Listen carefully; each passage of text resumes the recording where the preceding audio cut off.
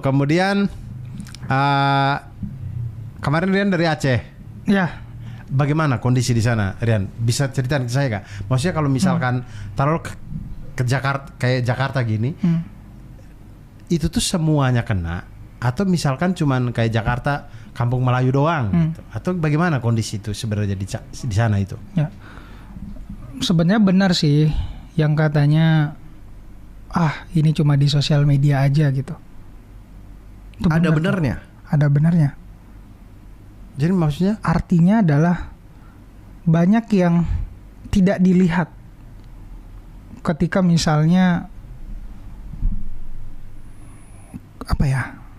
pas gue datang tuh benar-benar kaget gitu. Jauh dari sosial media sebenarnya. Oh jadi lebih parah? Lebih parah. Oh. Artinya ya di sosial media mungkin hanya beberapa titik yang ke capture gitu. Yang heboh-hebohnya. Yang hebohnya. Tapi ada hal yang mungkin nggak bisa diceritain di sosial media dengan beberapa detik. Tapi yang nggak bisa di capture itu adalah penderitaan yang mungkin nggak kelihatan gitu di kamera. Dan itu yang menurut gue lebih parah.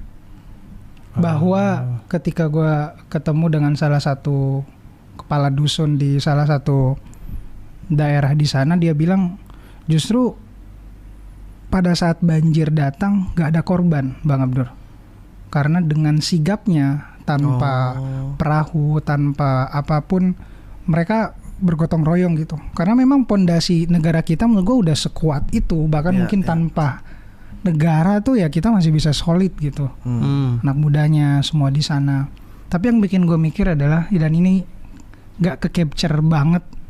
Karena kan yang ke-capture tuh rumah rusak, itu parah, itu hilang, jembatan putus. Tapi yang gak ke-capture ini adalah bagaimana kayak setelah bencana ini pun mereka bencana kedua dari penanganan yang lambat, dari sisi-sisi logistik bantuan setiap hari datang, tapi lebih daripada itu ada trauma yang itu tuh nggak kelihatan dari kamera, nggak kelihatan dari mungkin wajah. Dia senyum, kita datang tuh bawa bantuan, dia senyum, tapi pas ngobrol lebih dalam nggak ada satupun yang nggak nangis lah kalau misalnya kita cerita tentang kejadian di Aceh. Jadi memang separah itu, dan udah di capture juga kan di beberapa berita bahwa efeknya justru banjir ini lebih parah dari tsunami gitu, karena memang menjangkau banyak kabupaten, ada di Tamiang, ada di Takengon,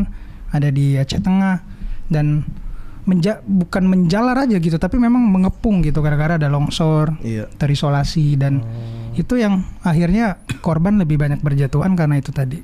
Jadi kalau kita misalkan ke Aceh nih, naik pesawat, kita kan turunnya di Banda Aceh kan? Banda Aceh. Nah di Banda Aceh tuh aman? Aman. Baru dari Banda Aceh, misalkan ke Aceh Tamiang, kita jalan darat. Jalur paling cepat sebenarnya kalau ke Tamiang tuh Medan. Iya, kalau ke Tamiang turunnya di Medan. Oh, kita turun di Medan. Baru kita jalan darat. Jalan darat. Ke Aceh Tamiang nih. Iya, ke Aceh Tamiang. Berapa jam itu ke sana tuh?